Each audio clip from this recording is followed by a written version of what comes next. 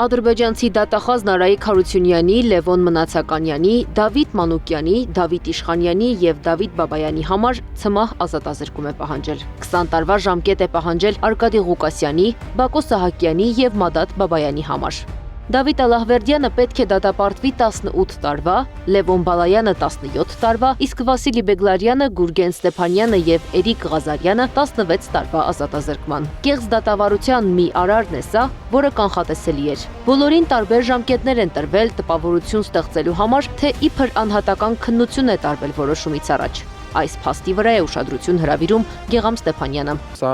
հերթական մանիպուլյացիան եւ ֆարսն է եւ դրանով է պայմանավորված, որ տարբեր անձանց տարբեր պատժիչ է։ Եթե նայենք նախորդիվ, ապա կտեսնենք, որ ամեն խումբ անձանց նույն բանն է տրվել։ Օրինակ մի խմբին 6 տարի է տրվել, մի խմբին 15 տարի է տրվել, այս պարագայում տենց տարբեր պատժաչափեր են սահմանվել։ Բաքվում իրականացվողը դատավարություն չէ, որ այնտեղ կայացված որևէ վճիռ ընդունելի լինի կամ չլինի։ Հայաստանը պետք է բանակցի նրանց հայրենիք վերադարձնելու ուղղությամբ։ Վերջին ամիսներին մենք լսում ենք հետևյալ բացատրություն, որ խաղաղության պայմանագրի կամ գործընթացի համաձայնագրում այս խնդիրները ինչ որ հարուցալուծում կստանա։ Ըստ էության,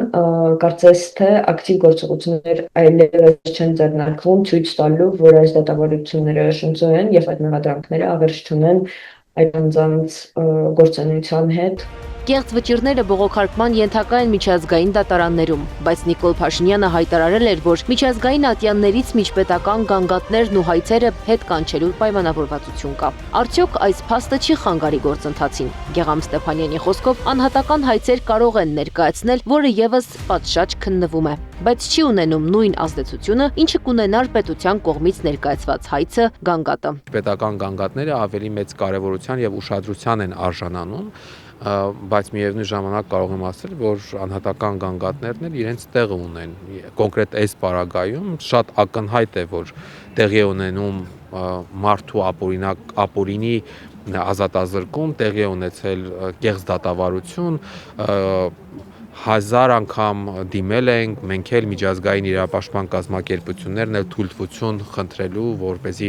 դիտարկում իրականացվի այդ process-ին, թափանցիկություն ապահովի եւ այլ, եւ ստացել են մերժում։ Նոյեմբերի 13-ին հայկական ու ադրբեջանական լրատվադաշտը գերիների ցմահ ազատազրկման մասին լուրերով էր ողողված։ Հայաստանում սոցիալական հարթակներում գրառումներից բացի ոչ մի ռեակցիա, ոչ մի ակցիա։ Ազգային ժողովի, կառավարության, ՄԱԿ-ի եւ պատասխանատու կառույցների դարպասների առաջ գեթ մեկ պաստառ չի փակցվել։ Բաքվի կեղծ դատավարությունն ու դատախազի որոշումը Հայաստանի հասարակությանը հոգեբանորեն ճնշելու համար է նաև։ Հասարակությունը չպետք է տրվի այդ ճնշումներին, բայց այսքան անտարբեր չպետք է լինի, ընդգծում է Գեգամ Ստեփանյանը։ Հայ հանրությունը չափազանց անտարբեր է այդ հարցի վերաբերյալ։ Պահի տակ այդ հայտնվող ֆոտոների ազդեցության տակ ինչ որ մի ալիք է լինում, որ ապրումակցման կամ դատապարտման ինչ որ պահանջատիրության, հետո նորից մարում է եւ ըստ էության հարազատները մնում են իրենց ցավի հետ եւ որոշ իրավապաշտպաններ, որոնք փորձում են այս հարցը տարբեր հարթակներում բարձրացնել, չենք խոսում իշխանության մասին։ Ադրբեջանում պահվող գերիների վերադարձով հետաքրքրված չէ նաև Հայաստանի գործող իշխանությունը։ Ոչ մի արդյունավետ քայլ չի կատարվում, կարծում է իրավական փորձագետ Աննա Մելիքյանը։ Ավելի քան 2 տարի է նրանք գերության մեջ են։ Եթե հստակ, վճռորոշ քայլեր կատարեր Հայաստանը, արդյունքն այս ընթացքում շոշափելի կլիներ։ Այլ պետք է շարունակաբար պնդենք, որ այս անձինք անկախ պատժատեսակից եւ դատապարտված լինելու հանգամանքից, ինչպես նաեւ մնացած 7 հայազգի անձինք, ովքեր Բաքվում արդեն դատապարտված են եւ 20 թվականից նրանցից շատերը գտնվում են Ադրբեջանի իշխանությունների ներքո, 23-ը պետք է վերադարձվեն, հայրենադարձվեն ու դա տեղի ունենա միջազգային մարդասիրական իրավունքի ու մարդու իրավունքների շրջանակներում, ոչ թե քրեական դատավարության գործիքակազմի կիրառմամբ։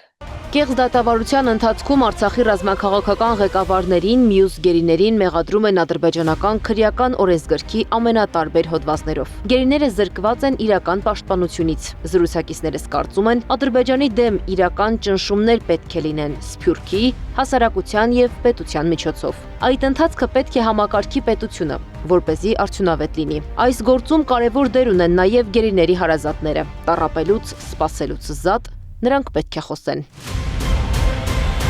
Անի Աբաղյան, Անդրանիկ Մասուրյան, ABC Media։ Բաժանորդագրվեք YouTube-ի մեր ալիքին, հետևեք մեզ Facebook-ում, Telegram-ում, Instagram-ում, WhatsApp-ում եւ TikTok-ում կամ այցելեք 3w abcmedia.am պաշտոնական կայք։